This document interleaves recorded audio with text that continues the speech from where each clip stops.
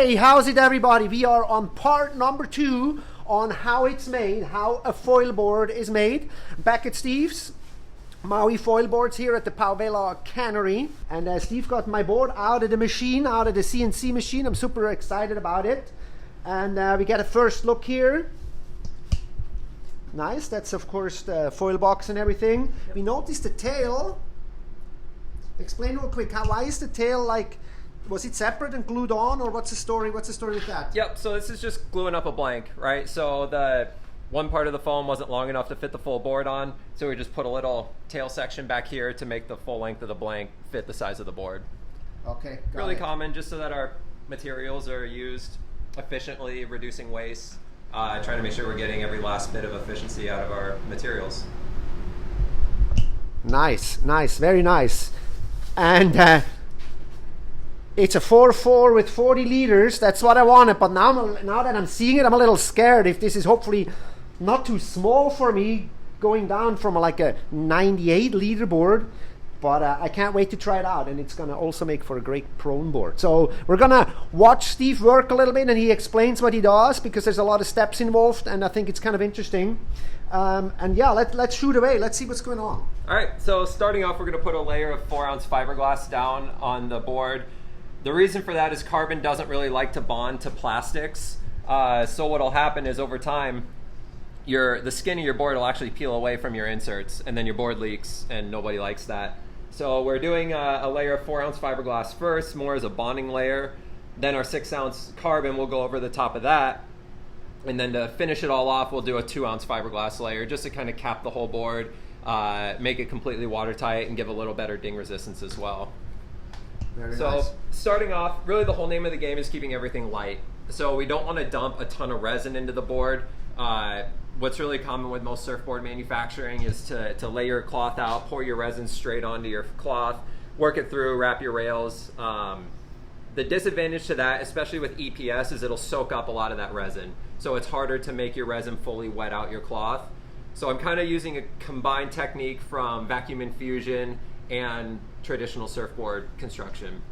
So what we're doing is we're going to stick down this 4-ounce layer. We use just a couple squirts of spray adhesive to hold everything together.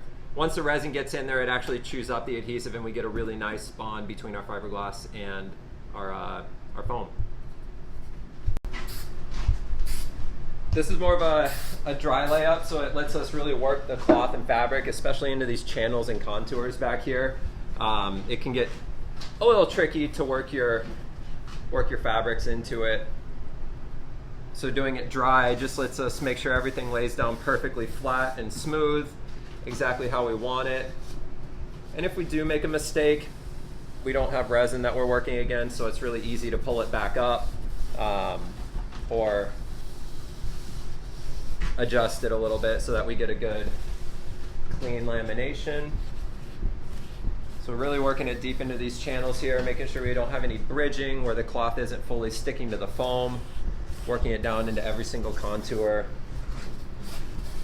every little nook and cranny in the board. This is just cut off from another. Yeah, perfect. So now comes the carbon layer here, the fancy and expensive stuff. So what we have is a full-length carbon strip running from all the way to the tail, through the boxes, and up into the nose. This gives us a lot of flexural strength in the board, makes it really stiff.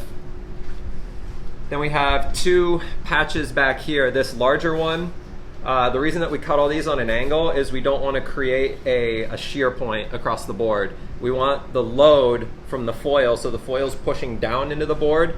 We want that to spread out across the board. We don't want to create one straight line point. So having this on an angle will spread this load out. And underneath, we have a smaller one cut in a round so that we have 2 different essentially load distribution vectors that are happening on the bottom of the board. And then these channels here add a little bit of structural element around the box as well, where you have a 3-dimensional curve here. It's kind of like taking a piece of paper, holding it flat versus curving it in your hand a little bit. It'll have a little more strength and structure. So this does have a little bit of a strength element to the board as well. As I hope you're still with me here with this video. This is actually kind of a process, and while we're in the process, maybe you can also process your mouse over that like button and process a little like click for us. If you have questions or anything, maybe you can even do a comment. And we're moving forward here. Now this is a piece of cloth here that's gonna go over, and then, yeah, Steve, tell us real quick. So this cloth is gonna be the top layer, and then we're gonna start vacuuming in here, I guess. So this is the peel ply, and this is gonna go between our carbon and our breather fabric. What this is going to do is let us have a good vacuum against the board and let us pull everything off that we want, and it'll keep the carbon and fiberglass stuck to the board. So it's kind of a release layer. Without this layer, we would have a ton of felt strings attached to the board, and you'll see when we get to the breather layer section, it allows air to travel around the board so that the bag gets even pressure on it. Without this, your breather cloth will stick to your board and you have a mess. So kind of the trick to a good vacuum bag is the prep. Have all your fabrics and everything pre-cut, pre-laid out on the board, and ready to go. Because once we mix our pot of resin, that's when the timer starts. And it does not stop. Wow, wow, this is like, I am definitely baffled. I don't know where you are guys with this. I had no idea all the steps and what's going on into a foil board like that. I had no clue, and I'm really glad actually we're doing this. I think I'm learning a ton here, and I can't wait to see when this whole vacuum bag thing is gonna go down. Stick with us. Clock is ticking, guys, because the hardener just got into the resin, and now it's go time. Now it's go time. So the first thing we're going to do is wet out the reinforcements that go over the box. I kind of oversaturate these a little bit because I do want to get it to soak all the way into the fiberglass layer underneath it. Stacking layers, it gets a little tough to get your resin to fully penetrate through. Yeah. So having just having a little wetter piece just helps it soak up all the way through every layer. Want to make sure our epoxy gets mixed nice and well.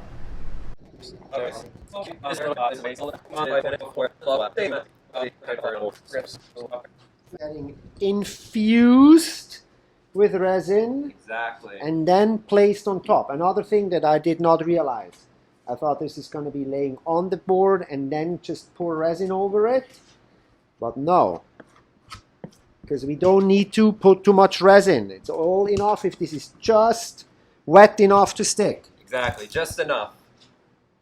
And now remember guys, in my world from surfboards, I would think like, oh, we need to put enough resin so this soaks all the way through to the foam. But no, we want to keep the board light, and we don't want to soak the foam with resin. We don't want to over soak the foam. We want just enough that it sticks.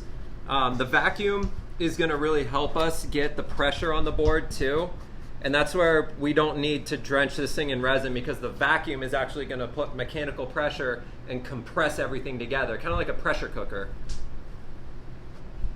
So we don't... All the things we learned here today, I had no idea of. I'm really glad we're doing this, and I hope you guys enjoyed this video and learned something along here too, like I do. And if you do so, I want to mention that like button one more time.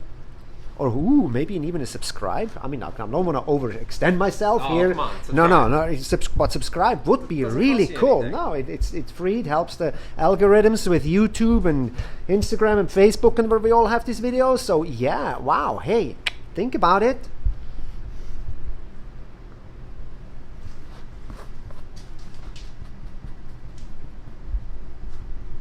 So you can see carbon is tricky to work with loose. Like, it doesn't stick amazingly well. You know, it kind of just lays there. Yeah. So that's where having the vacuum bag, it really holds everything together nice and tight, exactly where we want it.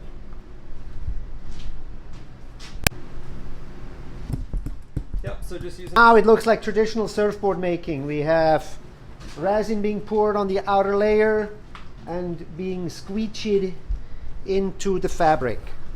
All right. And now we're going to go to this vacuum thing. I can't wait to see it. Yeah, so here's the peel ply. And this is what's going to let everything release from... Okay, peel ply. Yep. Now this all makes sense. Because what we want is the carbon and everything to stay and everything else to come away when we're all done. Our sandwich made here. Okay, cool. So this is the moment. We have the whole sandwich, cloth released, yada yada layers. And now this is going into the bag.